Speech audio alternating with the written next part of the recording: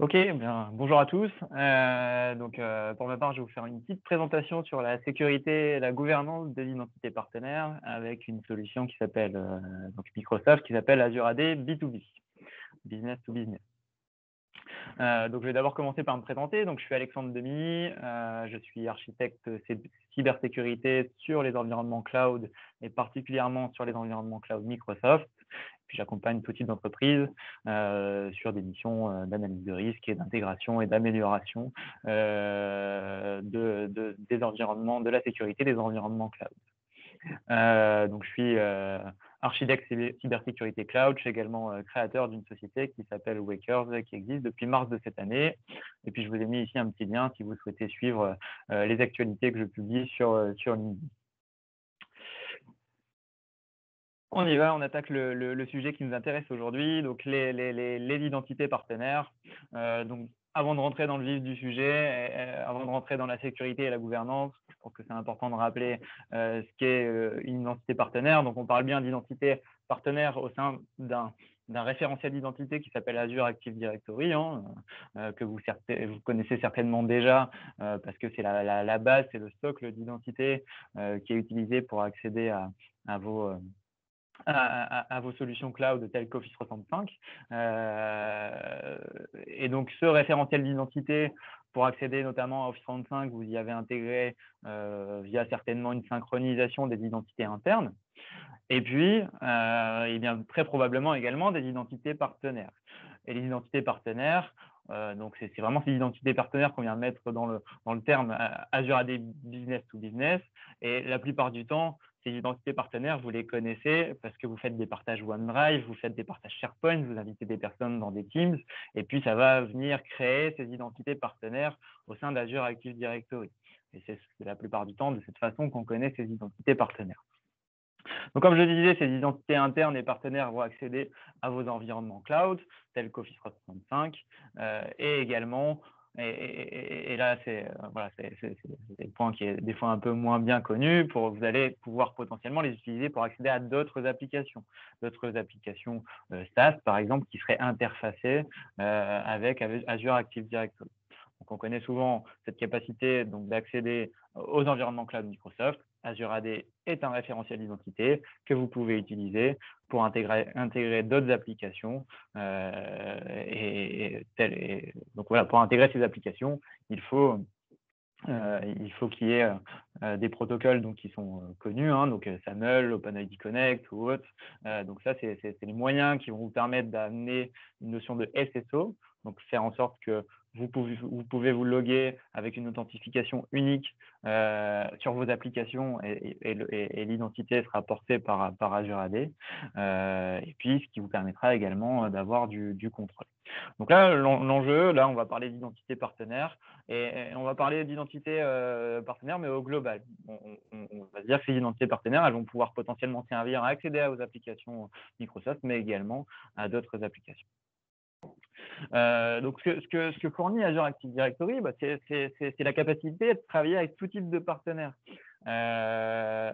Quand vous partagez une information sur OneDrive, par exemple, ou sur SharePoint, ou sur Teams, ou quand vous allez inviter une personne en tant que guest, en tant qu'invité sur votre plateforme Azure Active Directory, l'idée, c'est d'être compatible avec le maximum de personnes possibles. Donc, vous allez avoir différents cas. Vous allez avoir le cas où votre destinataire, l'invité, provient d'un annuaire Azure Active Directory, parce que l'organisation est peut-être déjà sur Office 365 ou utilise peut-être déjà Azure AD pour d'autres besoins. Vous allez avoir d'autres cas où vous allez avoir une identité gérée par l'IT. Et puis d'autres cas où ça ne sera pas géré par l'IT. Et par exemple, les comptes publics Microsoft ou Google.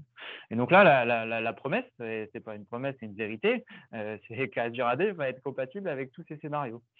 Aujourd'hui, avec Azure AD, vous pouvez fournir, donc vous pouvez inviter des personnes, vous n'avez pas besoin de vous poser la question est-ce qu'elle a une identité Microsoft, est-ce qu'elle n'en a pas, vous n'avez pas besoin de vous poser cette question, vous allez inviter la personne. Si la personne en face a une identité Microsoft, elle se loguera avec son login et mot de passe. Si elle n'a pas d'identité Microsoft, vous avez toujours, qu'on retrouve dans tous les cas ce fameux code à usage unique, le one-time passcode. Donc, dans ce cas-là, la personne se loguera avec un login et puis un code qu'elle va recevoir dans sa boîte aux lettres qui sera renouvelé régulièrement. Et donc, le login sera son adresse mail et le mot de passe sera ce code qu'elle va recevoir dans sa boîte aux lettres. Et puis après, autre option, c'est de mettre en place une fédération. Donc, soit une fédération avec Google, par exemple, pour faire en sorte qu'une personne qui vient avec une identité Google, vous allez lui faire confiance. Donc, vous allez permettre aux personnes qui viennent avec une identité Google de se loguer avec un login et mot de passe. Ou bien une fédération directe avec un écosystème, avec un référentiel d'identité. Donc, vous avez des capacités comme ça de fédération entre Azure AD et un autre référentiel d'identité qui supporte soit SAML V2, soit WS Fédération. Donc, voilà un peu tous les méthodes possibles, mais globalement, vous allez toujours avoir une solution pour permettre un accès guest à votre environnement. Donc, ces accès guest, quand vous accédez à Office 365, c'est quelque chose qui est actif par défaut. Et malheureusement, donc j'interviens dans beaucoup d'audits de sécurité et d'audits de plateforme Office 365. Alors, pourquoi on me demande de faire des audits?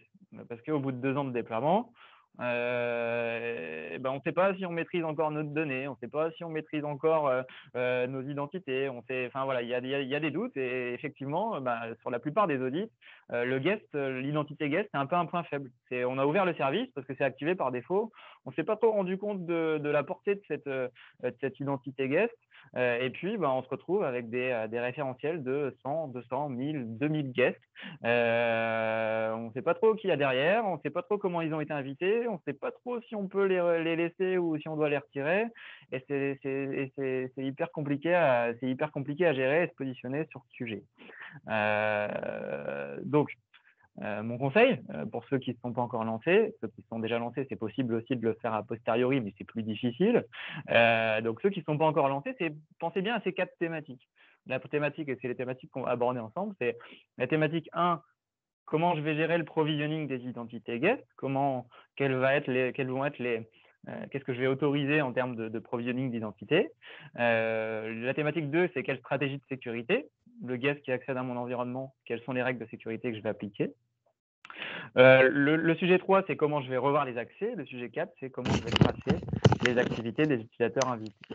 Ça, c'est les grandes thématiques et on va justement aller un peu plus en profondeur sur ces 4 thématiques. Et un point important, donc là, je vais vous donner des exemples, c'est que c'est très contextuel. D'un environnement A à un environnement B, les options sont… on a des tas d'options, on a des tas de capacités. Il faut vraiment trouver la stratégie qui correspond à votre environnement et mettre le curseur au bon endroit.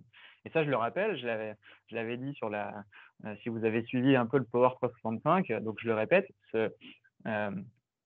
quand vous ouvrez un tenant Office 365, il y a un certain nombre de choses et de sécurité qui sont de la responsabilité de Microsoft, mais il y a tout un tas de paramétrages qui sont de votre responsabilité.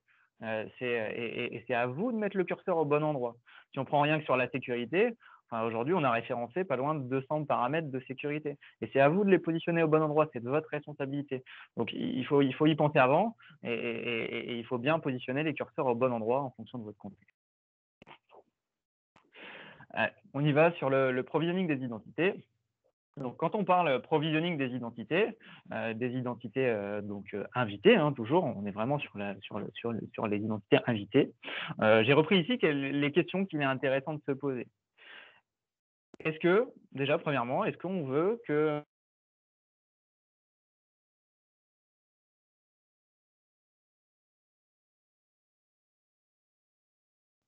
par défaut, le provisioning de l'identité guest est auto-approuvé? Vous faites un partage une fois. Lors du premier partage, l'identité guest est au sein de votre régie. Donc, l'identité est auto-approuvée. Ensuite, quel type d'identité vous allez autoriser? On a vu tout à l'heure, on a les identités publiques avec les Google, les Outlook, on a les identités qui viennent d'Azure AD, on a les identités avec des fédérations directes. quelle méthode d'authentification vous allez, donc c'est un peu lié au précédent, quelle méthode d'authentification vous allez accepter. Est-ce que vous acceptez aussi le provisioning self-service? Donc ça, c'est un peu nouveau, c'est en preview, c'est sorti il n'y a pas très longtemps, donc je vais vous en dire un peu plus. Donc je vous ai donné un exemple ici, donc l'objectif de cet exemple, c'est pas la vérité vraie, hein. Encore une fois, la stratégie de partage doit être adaptée à votre contexte, aux données que vous manipulez et à ce que vous faites au quotidien. Donc là, je suis parti sur un principe où le processus de validation, donc il y a un processus de validation, mais ce processus de validation se situe au niveau du domaine. C'est-à-dire que là, je ne suis pas parti sur un modèle de validation où on va approuver utilisateur par utilisateur. On va juste truster, faire confiance à un domaine. Donc demain, j'engage une nouvelle collaboration avec Microsoft. Eh bien, je vais valider le domaine microsoft.com, ce qui permettra à mes utilisateurs d'ajouter des personnes de Microsoft.com. Voilà. Et tout ça, et ça pour chaque domaine. Donc, voilà un exemple de stratégie. Je veux une approbation, donc approbation par l'équipe sécurité, par exemple, au niveau du domaine. Et dès que le domaine est approuvé, on peut collaborer avec des personnes de ce domaine. Quel type d'identité? Donc là, dans ma stratégie, je n'autorise que les identités professionnelles. Je n'autorise pas les Gmail, je n'autorise pas les Outlook, je n'autorise que les identités professionnelles. Donc via les méthodes d'authentification suivantes. Donc soit Azure AD, soit il y a une fédération en place parce que j'ai mis en place une fédération avec un partenaire, par exemple, soit le code à usage unique qui sera utilisé si c'est ni de la fédération, ni une identité Azure AD. Et est-ce que j'autorise le provisioning self-service? Oui, mais avec validation. Donc, j'autorise sur certaines applications des guests à accéder à l'application et à demander à s'enregistrer. Par contre, j'ai une validation qui doit être faite au niveau de l'équipe sécurité. Donc, voilà un exemple de stratégie. Il y en a des tas d'autres. C'est pour illustrer mon propos. Et donc, toujours pareil, si on continue sur cette stratégie, je vous ai mis un exemple de process. Une validation par domaine, comment ça marche. Donc, on a l'ajout on a besoin de partager une donnée avec un utilisateur externe.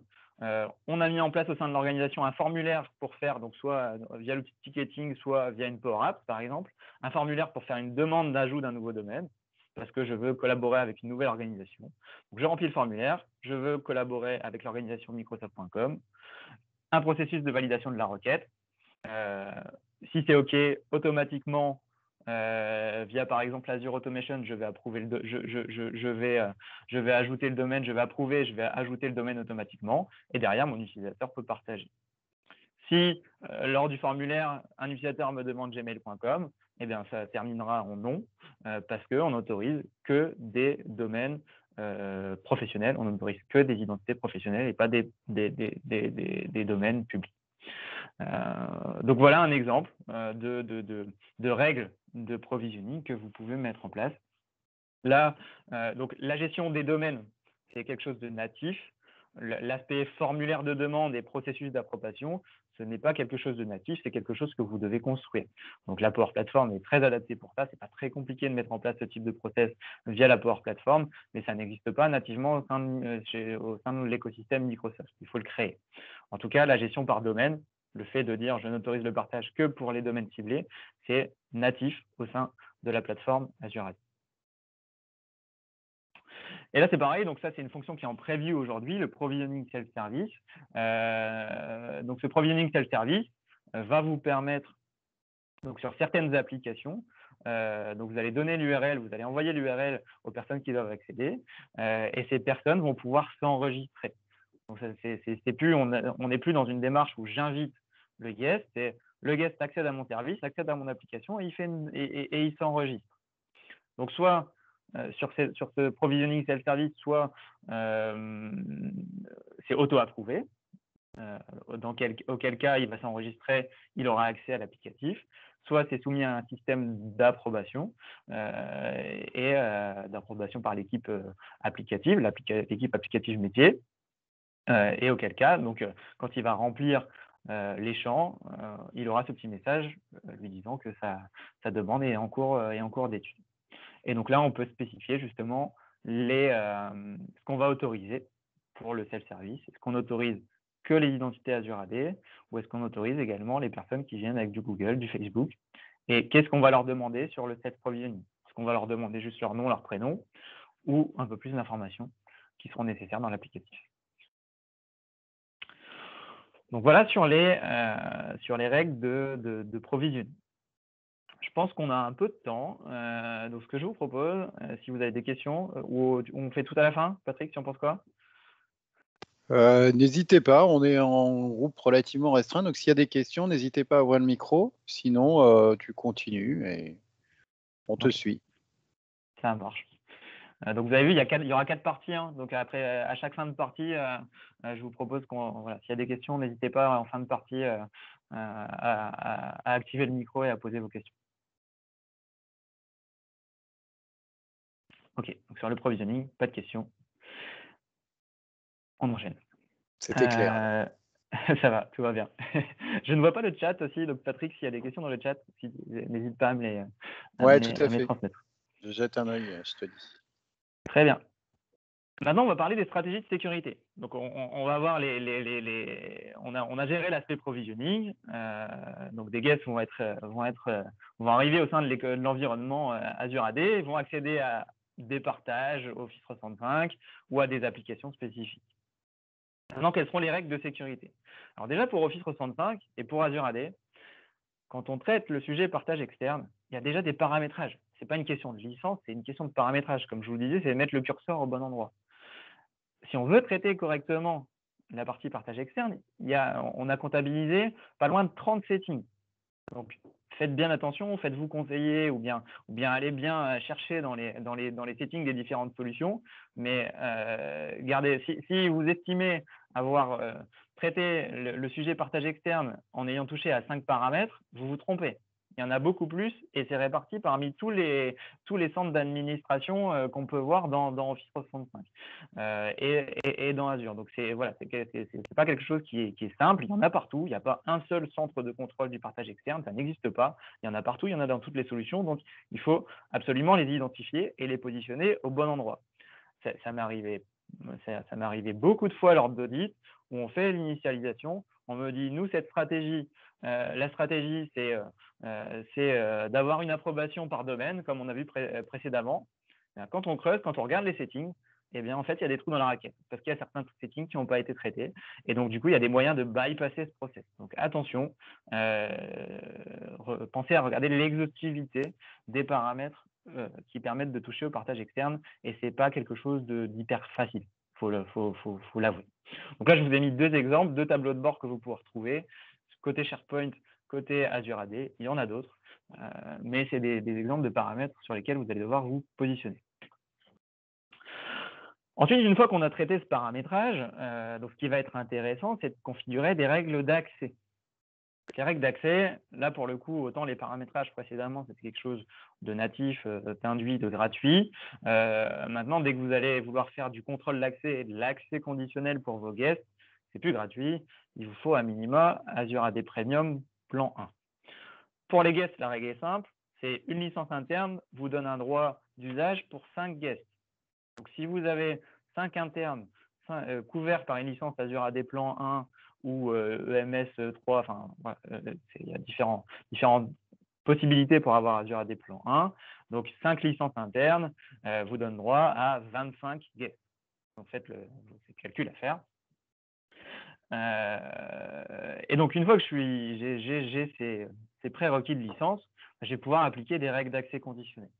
Donc, une règle d'accès conditionnel, c'est quoi? C'est des conditions et des contrôles. Les conditions, c'est les signaux qui vont être envoyés à Azure AD, c'est d'où je viens, quel périphérique j'utilise, quelle localisation, à quelle application je tente d'accéder, quel profil. Donc là, mon profil, c'est utilisateur invité. Hein. Donc, je suis invité. Les invités vont se connecter globalement avec des périphériques que vous n'allez pas gérer, c'est sûr et certain même, hein, c'est des périphériques considérés comme personnels, de localisation qui sera souvent externe. Par contre, ils vont accéder à différents types d'applications. Et puis après, vous allez pouvoir contrôler l'accès.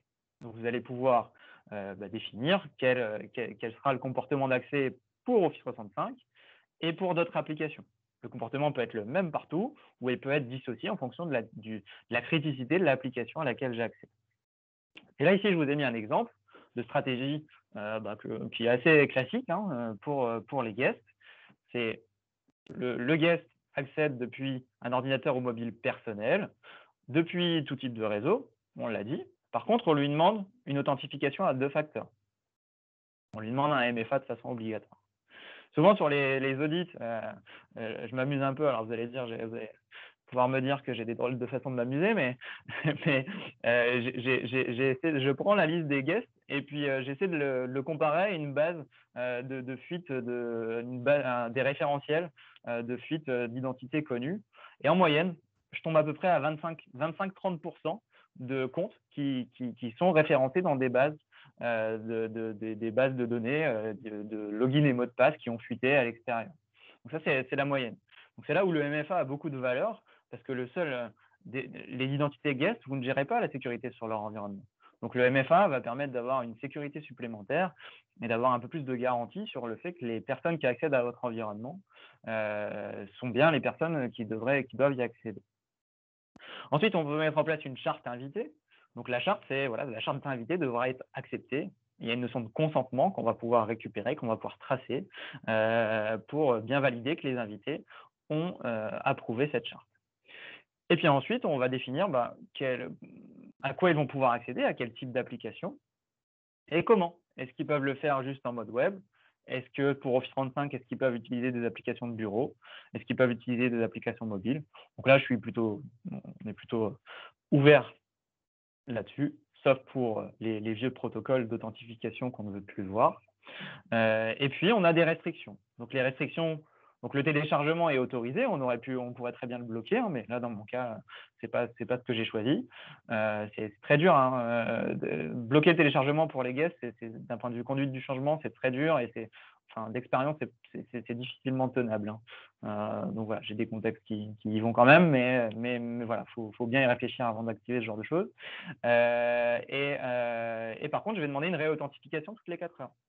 Toujours pareil, c'est des personnes que vous ne connaissez pas, c'est des PC que vous ne connaissez pas, des personnes que vous ne connaissez pas. Si elles se connectent depuis un PC, elles oublient de fermer leur session. Voilà, vous avez cette sécurité. Au bout de 4 heures, ils ne peuvent plus rien faire sur votre environnement. Au bout de 4 heures, ils seront déconnectés. Et puis, on n'autorise pas à enregistrer le login mot de passe. C'est à chaque connexion, on demande login mot de passe MFA. Donc voilà un exemple de stratégie que vous pouvez appliquer. Et puis tous ces critères que vous voyez à l'écran, là où vous voyez des checks verts ou des ronds rouges, eh bien ça, c'est à vous de décider sur chacun des items, est-ce que c'est des choses que vous voulez autoriser ou pas. Des questions ?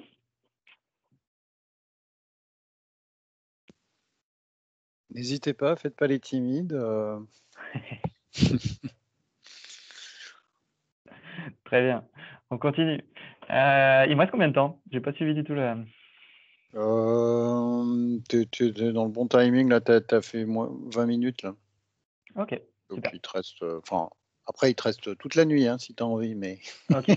il n'y a plus personne derrière, donc prends ton temps. Ça va. Donc le troisième point, c'est la revue des accès. Donc la revue des accès, donc là on a des personnes qui accèdent à notre environnement, on a géré la façon dont ils sont référencés dans notre environnement, on a géré la façon dont ils accèdent, la sécurité des accès à notre environnement, et donc voilà, ils vont vivre au sein de votre écosystème, et puis après il faudra se poser la question de la revue d'accès et la fin de vie de ces comptes. La fin de vie soit des accès, soit des comptes. Donc là, pour voir la fin de vie, donc ça c'est des discussions qu'on a souvent avec les RSSI des différents contextes. On a différentes options pour revoir les accès. Et là, j'ai listé 5 approches. On a 2 couleurs différentes parce qu'on a 3 approches. Les approches 1, 2 et 3 sont vraiment liées à de la revue des identités. C'est-à-dire que la finalité, si on dit c'est bon, c'est terminé, c'est l'identité qui va être supprimé, donc l'utilisateur guest qui va être supprimé de votre environnement. Et sur l'approche 4 et 5, c'est un peu plus compliqué à mettre en œuvre, mais là, on va vraiment être sur de la suppression d'accès. on va supprimer un accès à une ressource. Donc, si maintenant on va un peu plus en détail sur les approches, l'approche 1, c'est l'approche la plus facile à mettre en place, qui ne nécessite aucune licence supplémentaire, aucun surcoût particulier. Enfin, c'est un peu de scripting peut-être. C'est la suppression automatique de l'identité en fonction de l'inactivité ou d'un délai maximum. Donc ça, vous pouvez très bien vous dire, le guest, une fois qu'il est autorisé pour 1 an. Et au bout d'1 an, il est automatiquement supprimé. C'est ce qu'on appelle par délai maximum. Ou bien, on peut être un peu plus, on va dire, tolérant que ça. C'est en fonction de l'inactivité. Mon invité, tant qu'il est actif, je lui laisse l'accès. Et puis, si je vois qu'il n'a pas été actif depuis plus de 6 mois, eh bien là, je vais supprimer l'accès. Je vais supprimer l'identité. Donc ça, c'est quelque chose qui est assez simple à mettre en place. C'est juste du scripting. Je vais aller à la slide précédente la slide suivante parce que j'explique un peu comment on met en place ça. Donc c'est du script PowerShell, planifié, exécuté régulièrement et potentiellement du paramétrage d'Office 365. Ça, c'est l'approche la plus simple. La deuxième approche, c'est donc des réviseurs sont en charge d'une revue régulière des comptes invités.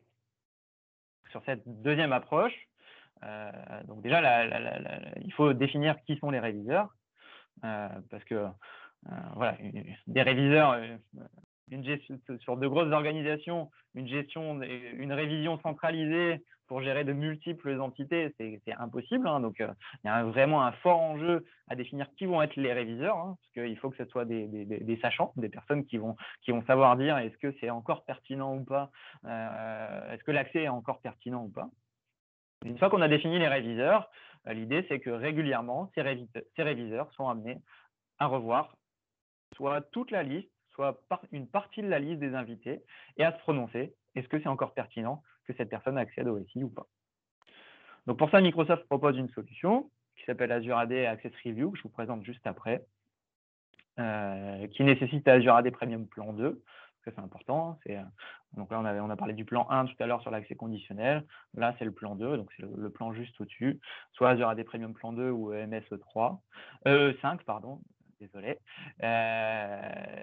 Et donc, pour bénéficier de cette fonctionnalité. Soit vous le faites via la solution Microsoft, soit vous le faites via une application personnalisée. De nouveau, la Power Platform peut vous permettre d'adresser ce type d'usage. C'est un peu plus compliqué que le cas dont on a parlé tout à l'heure avec un simple formulaire, mais si vous avez des bons développeurs ou partenaires qui sont sur la Power Platform, c'est tout à fait à leur portée. Donc voilà, donc une notion de réviseur par pool de guests ou pour le pool complet qui vont revoir les accès. Ensuite, l'approche 3, c'est les invités eux-mêmes. On va régulièrement envoyer, à définir la régularité, tous les mois, tous les 2 mois, tous les trimestres, ou au bout d'1 an, ou au bout de 6 mois. Donc ça, c'est à définir. C'est les invités qui indiquent, on va les relancer, on va leur demander est-ce qu'ils ont encore besoin ou pas d'accéder à votre environnement. Soit ils disent oui, soit ils disent non, soit ils répondent pas. Et en fonction des réponses, on va définir une action. Donc s'ils disent qu'ils n'ont plus besoin, on peut supprimer. S'ils ne répondent pas, on peut imaginer une première relance, une deuxième relance, et puis après, si pas de réponse, eh bien on supprime. Ça, c'est une autre approche, c'est les invités eux-mêmes qui indiquent s'ils ont encore besoin de leur compte invité. Donc ça, c'est pareil, on peut le gérer avec Azure AD Access Review, avec Azure AD Premium Plan 2, ou via une application personnalisée, avec un peu de travail autour de la Power Platform.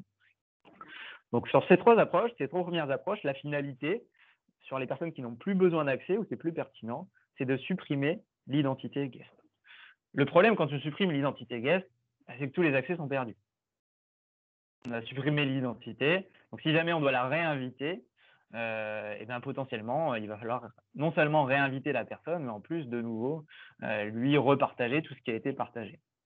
Et c'est pareil, des échanges que j'ai pu avoir sur la notion de réviseur, c'est assez difficile. Un même invité à qui on partage des données, à qui plusieurs services partagent des données, le fait qu'un service se positionne sur la révision et coupe l'accès pour les 2 services, ça peut poser problème dans certains contextes. C'est assez délicat à gérer, parce qu'une fois qu'on a coupé l'identité, on a coupé l'accès aux ressources, à toutes les ressources, et il faut réinviter et repartager. Donc, du coup, ce qu'on me demande régulièrement, c'est comment on peut gérer ça au niveau de la ressource. Non pas supprimer l'identité invitée, mais supprimer l'accès aux ressources auxquelles ils ont accès. Et ben, il n'y a rien de sur cette approche par ressource, il n'y a rien de simple. C'est pas évident parce que les ressources sont multiples. Il y a des choses qui sont un peu plus faciles que d'autres. À partir du moment où on va se baser sur l'appartenance à un groupe, exemple, un invité fait partie d'une team, un invité fait partie d'un groupe pour accéder à une application, on va pouvoir s'en sortir assez facilement. Maintenant, quand on a des invités à qui on a partagé un fichier dans OneDrive ou un dossier dans OneDrive, et ben là, c'est plus compliqué. C'est plus compliqué parce que la donnée, il faut aller la chercher dans les logs. On va pas scanner l'intégralité de vos fichiers et vos dossiers. Donc, on l'a déployé dans certains contextes.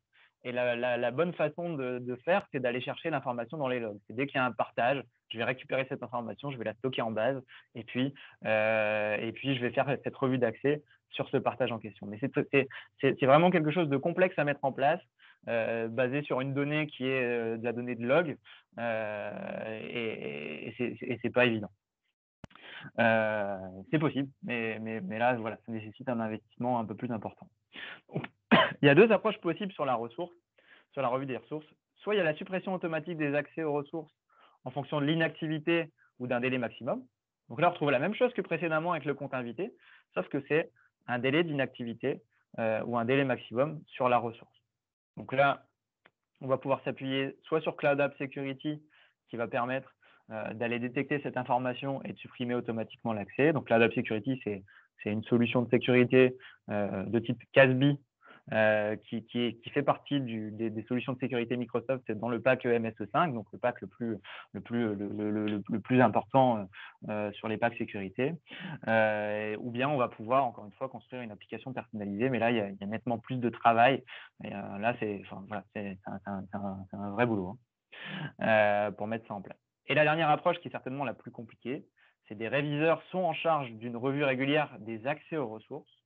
Donc là, ça nécessite une gouvernance assez, ça nécessite une gouvernance assez forte et assez dure à mettre en place. Donc là, on a des outils Microsoft qui interviennent. On a une solution qui s'appelle Azure AD Entitlement Management. Cette solution va permettre de construire des pools de ressources. Et puis, on a la partie Access Review. Donc, le principe, c'est avec Azure AD Entitlement Management, je vais définir mes pools de ressources. Donc, pools de ressources que vont être par exemple, différents groupes. Un groupe qui donne accès à une Teams, un groupe qui donne accès à une applicatif. Voilà. Donc, ensuite, je vais définir qui est propriétaire de ce groupe de ressources. Donc, je vais pouvoir déléguer ça à une personne métier, par exemple, qui est honneur de ces ressources. Cette personne va pouvoir inviter sur ces ressources des internes et des utilisateurs invités. Et on pourra utiliser cette fonction de revue d'accès pour dire tous les mois ou tous les 2 mois, je revois l'accès sur ce pool de ressources. Encore une fois, ça nécessite une gouvernance assez forte. Sur le papier, c'est beau. Sur la mise en pratique, il faut vraiment, voilà, la gouvernance et la mise en place de cette gouvernance est très, très dure. Et puis surtout, c'est valable sur des gros pools de ressources. Maintenant, c'est pas du tout applicable sur du partage de fichiers, par exemple. Ça va être très dur à appliquer sur du partage de fichiers. Ou encore une fois, pareil, on peut construire une application personnalisée, mais là encore, l'information de partage, on la retrouve où? On la retrouve dans les logs. Et voilà, il faut se palucher les logs et il faut aller chercher l'information de qui a partagé quoi, avec qui, et stocker ça en base, et puis après travailler sur cette information pour faire la revue d'accès et pour définir les règles de revue d'accès. Donc voilà les 5 approches que j'ai pu voir et mettre en application dans différents contextes. Donc là, j'en ai pris une. J'en ai pris une qui est le processus de revue des utilisateurs invités par. Donc ce que j'ai repris ici, c'est l'approche 2. Donc des réviseurs sont en charge d'une revue régulière des comptes invités. Donc là, je suis parti d'un principe très basique. C'est un réviseur qui revoit tous les guests. Bien évidemment, dans les contextes plus complexes, c'est inapplicable. Il faut absolument déléguer ça aux sachants. donc aux responsables business qui ont l'information de est-ce que le guest est encore pertinent, ou bien la personne qui a demandé l'approbation du domaine. Ça, c'est une bonne approche aussi. Si vous êtes sur une stratégie où vous avez une personne qui fait une demande pour ajouter un domaine, vous avez l'information de la personne, vous avez l'information du domaine, vous pouvez charger cette personne de faire la revue d'accès pour toutes les personnes qui sont liées à ce domaine. Là, c'est une approche qui est tout à fait intéressante. Donc voilà un exemple de ce qui est applicable. Bien après, oui, c'est définir des responsables business. Donc là, je suis parti sur un modèle beaucoup plus simple pour vous illustrer la chose. Donc c'est un utilisateur en centrale qui va revoir tous les guests. Il va se positionner, il va approuver ou pas. Si le guest est encore pertinent, j'approuve. Donc il n'y aura aucune action qui sera faite sur le compte invité et il y aura une revue qui sera faite le mois suivant, parce que ça démarre tous les mois. Si c'est refusé, si le guest est considéré comme plus pertinent, il y a une désactivation du compte qui est faite pendant 30 jours, puis ensuite une suppression. Donc, comment ça se présente? Si c'est défini tous les mois, les réviseurs vont recevoir un mail. Donc là, j'ai pas, par souci de confidentialité, je n'ai pas repris les noms, à part le mien. Ici, j'ai la liste des noms des personnes guests. Je vais me positionner, est-ce que j'approuve, est-ce que je refuse? Et tous les guests que j'ai refusés, donc là, lui, en plus, il me donne une petite indication. Il me dit que l'utilisateur ne s'est pas signé depuis plus de 30 jours. Donc ça, c'est une indication qui peut aider à faire la revue. Et puis là, je prends la décision. J'approuve, je refuse. Tout ce que je refuse, eh bien, le compte est désactivé pendant 30 jours. Et puis, le compte sera supprimé au bout des 30 jours. Et puis, je dois mettre, donc pour chaque sélection, je dois mettre une justification. Donc, ceux que j'ai approuvés, j'ai mis la justification. C'est basique, on peut aller un peu plus loin, mais c'est logué dans les 30 derniers jours. Ceux que j'ai refusés, j'ai mis que ces comptes ne sont plus utiles désormais. Est-ce que vous avez des questions sur cette partie revue des accès?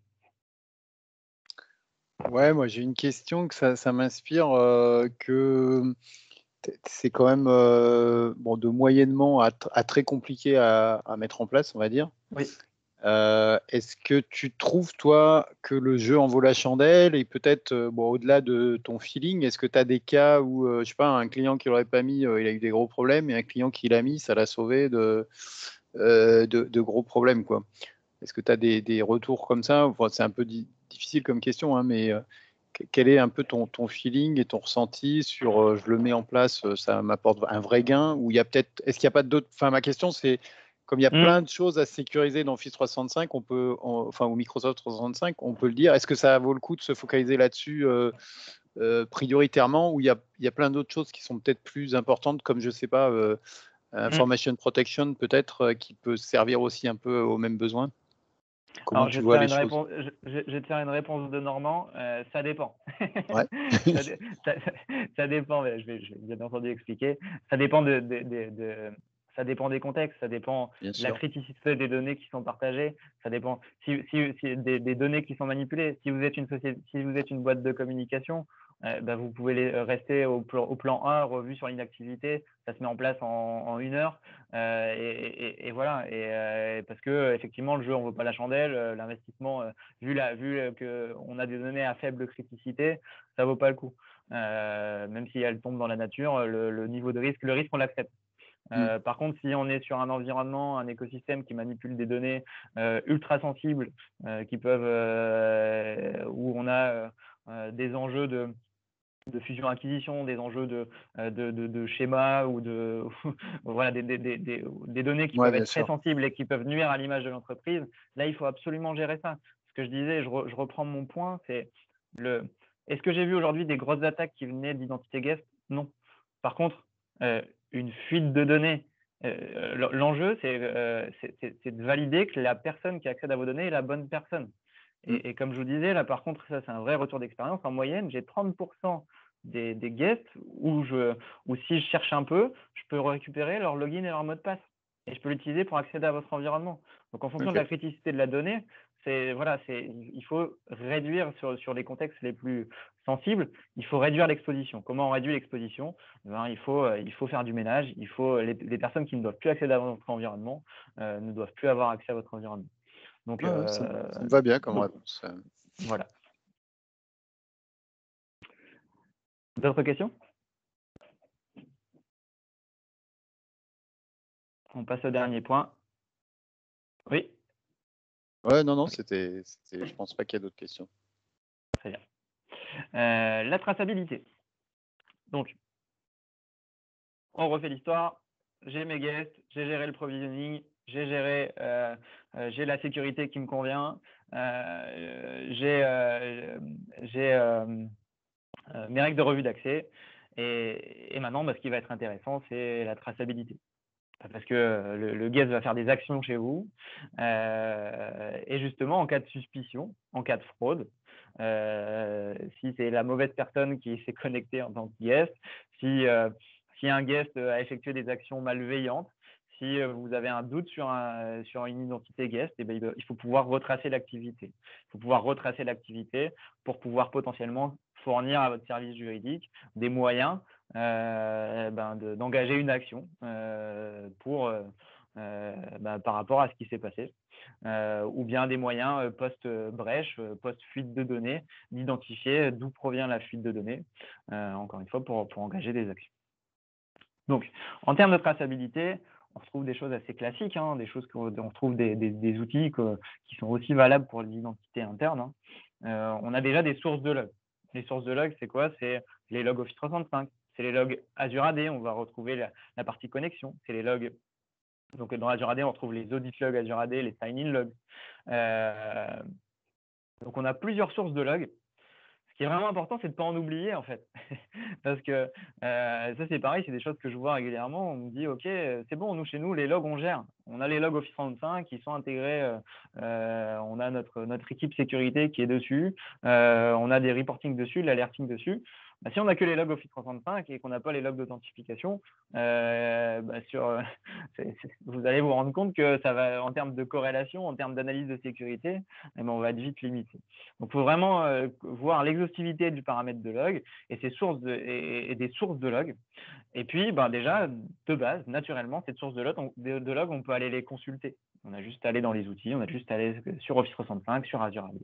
Et puis, on va pouvoir consulter ces logs de manière réactive. De manière proactive, c'est un peu plus compliqué. On a quelques capacités d'alerting basiques. On peut aller regarder ce qui se passe. On a quelques rapports que je considère comme basiques. Et puis, on a une rétention variable. Donc, la rétention variable, c'est tout simplement parce que ça dépend de votre niveau de licence. En fonction de votre niveau de licence, vous pouvez passer de quelques jours de rétention sur les plus bas niveaux de licence à 1 an de rétention sur les plus hauts niveaux de licence. Ça, c'est pareil, c'est un point absolument à vérifier. Parce que ce n'est pas au moment où vous faites attaquer, au moment où vous avez un problème, où vous cherchez à faire une analyse sur l'attaque, et puis là, vous vous rendez compte que mince, j'ai que 30 jours de log. Donc, en fait, je ne peux pas remonter au début de l'attaque. Donc, vraiment, les sources de log, vérifiez bien que vous avez de l'exhaustivité des sources et que vous avez la rétention qui vous convient. Et en fonction de votre niveau de licence, comme je disais, c'est variable. Ensuite, on peut aller plus loin. On a parlé tout à l'heure du CASB. Donc là, le CASB, c'est une solution côté Microsoft donc Cloud App Security, Microsoft Cloud App Security. Des CASB, il y en a d'autres, d'autres éditeurs, qui va permettre d'ingérer les logs et d'aller plus loin sur la gestion des logs, avec des alertes avancées, avec une capacité d'aller chercher des événements beaucoup plus facilement, avec des filtres nettement plus faciles à utiliser. On va avoir aussi la corrélation, des débuts de corrélation naturelle, c'est-à-dire que les produits, grâce au CASB, les produits de sécurité Microsoft vont se parler et vont amener des événements corrélés, donc qui va permettre de vraiment pouvoir retracer une attaque, par exemple, qui viendrait de la messagerie et qui ensuite irait sur la partie fichier pour ensuite aller sur le poste de travail. Donc là, si vous avez les bonnes solutions de sécurité, le CASB va vous permettre d'avoir cette vue un peu unifiée versus les sources de log où il faut aller chercher au bon endroit en fonction de ce que je veux trouver, hein. Vous allez avoir des alertes avancées. Et puis, ce qui va être intéressant également, c'est que vous allez pouvoir configurer des alertes personnalisées. Il y a plein d'alertes par défaut qui sont vraiment super intéressantes. Et puis, vous allez pouvoir configurer quelques règles de gouvernance. Exemple, une donnée, si on reprend un exemple que j'aime bien donner, c'est une donnée classée confidentielle. Je veux alerter l'utilisateur lorsqu'il partage avec l'extérieur. Ou une donnée qui est stockée sur tel espace SharePoint, dès qu'elle sort vers l'extérieur, je veux qu'elle soit classée confidentielle. Donc, on a ces exemples de règles de gouvernance. Il y en a plein d'autres. Mais voilà, on ne va pas être juste sur de l'analyse, pas juste sur de l'alerting. Sur certains événements sur certains événements, on va pouvoir faire de la réponse automatique. Dès que je vois cet événement, je réponds automatiquement, je coupe les accès, je mets une classification en place. Voilà. Donc, j'ai un début là, je suis sur un outillage qui va être nettement plus intéressant d'un point de vue sécurité, qui va me permettre d'aller plus loin. Et puis après, pour les plus grosses organisations, on a le schéma classique, hein. Ma source de log, je l'ingère dans un puits de log. Et puis, ce puits de log, je viens le récupérer dans ce qu'on appelle un SIEM. Donc, le SIEM qui va être la source de log sur lesquelles vos équipes sécurité internes ou externes vont s'appuyer. Et bien, cette fois-ci, pour faire de la détection proactive, de la détection intelligente, de la corrélation. Parce que le SIEM, l'enjeu du SIEM, c'est qu'il ingère les logs d'Office 365, les logs d'Azure AD, mais également des logs d'autres solutions que vous utilisez, de tout type de solutions et de tout votre écosystème informatique. Donc, on va vraiment avoir un enjeu de corrélation fort. Et puis après, donc des termes un peu sécurité, désolé pour ceux qui ne font pas de sécu, de la chasse, hein, du hunting, pour en cas d'attaque, aller vraiment aller rechercher des attaques, aller rechercher des événements à risque, et puis encore une fois, faire de la réponse automatique. Donc là, c'est les différentes options. Ça part de la source de log où on est sur des choses basiques, où globalement, ça va être intéressant sur du réactif. Et cette source de log, après, on peut aller nettement plus loin et on peut faire du proactif, de l'alerting, de la réponse automatique. Et pour ça, il faut monter en gamme, soit avec les produits Microsoft que j'ai listés ici, soit avec des outils tiers qui ont ces fonctions de CASB depuis de log ou de SIEM. Petite question sur la rétention des logs. Là. Oui. On dit classiquement que pour avoir 1 an de log, il faut une licence 5. Oui. Mais est-ce que comment ça se passe pour les comptes invités, puisqu'ils n'ont pas de licence en fait? Non, mais une licence suffit. Une licence désactive le truc. Donc, c'est un peu triché, mais ça fait le job. Et ça marche. Ouais, c'est ça. C'est ça.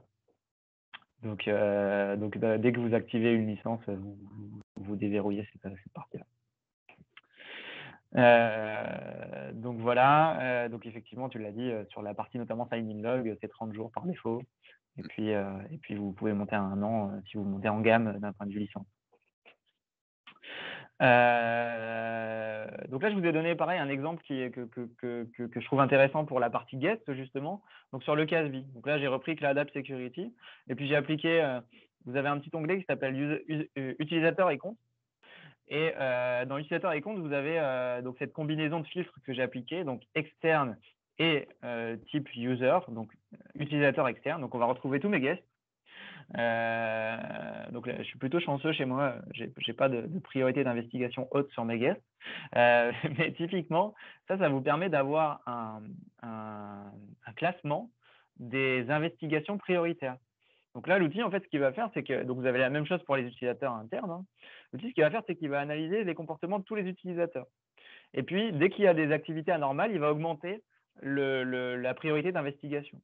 Et donc ça, si vous n'avez pas énormément de moyens, c'est sur la partie investigation, c'est vraiment top parce que vous allez pouvoir, en un coup d'œil, voir, OK, j'ai utilisateur 1, 2, 3, mes 3 utilisateurs invités, ils ont des actions un peu suspicieuses, un peu louches. Et bien, je vais pouvoir aller spécifiquement voir leur activité. Et puis, spécifiquement, justement, je vais pouvoir aller voir leurs fiches. Je vais retrouver leurs fiches et je vais voir quelles sont les actions malveillantes qu'ils ont effectuées. Et donc, du coup, j'ai cette priorité d'investigation pour pouvoir derrière engager potentiellement des actions de suppression du compte ou même aller plus loin. Il a sorti des données qu'il n'aurait pas dû sortir, il a fait des actions qu'il n'aurait pas dû faire. Donc, soit détecter une fraude, il s'est peut-être fait juste il s'est peut-être juste fait voler son identifiant, son mot de passe, ou c'est peut-être même un acte malveillant de la personne invitée. Et donc, je vais pouvoir engager des actions.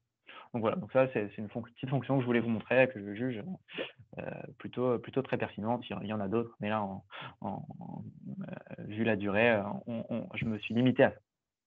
Des questions sur la traçabilité?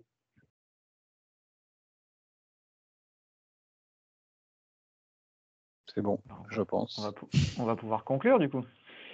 Donc on va pouvoir conclure. Donc j'ai repris ici quelques conseils. C'est les conseils que je vous donne. Le conseil que je vous donne, je l'ai dit en introduction, c'est autant que possible essayer de définir les règles avant d'ouvrir le service, avant d'ouvrir les accès invités. C'est toujours beaucoup plus compliqué de mettre en place des règles une fois que le service est ouvert, plutôt que de les avoir réfléchies en amont et d'ouvrir le service une fois que les règles sont en place. Voilà. Si on rajoute de la sécurité a posteriori, de toute façon, c'est une règle qui s'applique à plein d'autres choses, mais voilà, pour les accès invités, c'est la même chose. Je l'ai dit également à plusieurs reprises, passer en revue tous les paramètres. N'en oubliez pas. J'avais dit 30, en plus il y en a 40, et là le chiffre que j'ai pris ici est exact. Exact. Donc il y a 40 paramètres qui concernent le partage externe. Donc, si dans votre viseur vous en avez 10, si vous en manque 30, donc il y a quelque chose qui ne va pas. Il faut aller plus loin. Définir une politique de contrôle et de revue des accès. Donc ça, voilà, encore une fois, variable, pour revenir à ta question, Patrick, variable en fonction des contextes, mais voilà, adapté à votre contexte et à la typologie de données que vous manipulez et que vous partagez. Et ensuite, suivez les nouveautés. Ça, c'est super important. Il y a plein de nouveautés qui arrivent partout, et notamment sur le partage externe. Et ça, c'est du vécu. J'ai déjà vu à plusieurs reprises des nouveautés qui viennent. Donc là, vous allez définir votre stratégie. Vous démarrez votre projet, vous définissez votre stratégie, revue d'accès, partage, etc. Donc, vous la déployez. Et puis là, il peut y avoir un nouveau paramètre. La plupart des nouveaux paramètres, quand ils arrivent, ils sont ouverts. Vous allez pouvoir avoir un nouveau paramètre qui va totalement chambouler votre stratégie, qui va pouvoir créer une porte dérobée pour bypasser totalement la stratégie. Donc, suivez les nouveautés, c'est important. Ça s'applique à tout dans Office 365, dans EMS, dans toutes les solutions Microsoft. C'est vraiment important de suivre les nouveautés, y compris pour les guests, pour éviter que de nouveaux paramètres viennent totalement renverser et créer des portes dérobées sur la stratégie que vous avez définie. Merci à tous. Super, merci beaucoup à toi Alexandre. Je pense que c'était très très riche et très clair. Écoute, sauf s'il y a quelques questions, je vais arrêter l'enregistrement.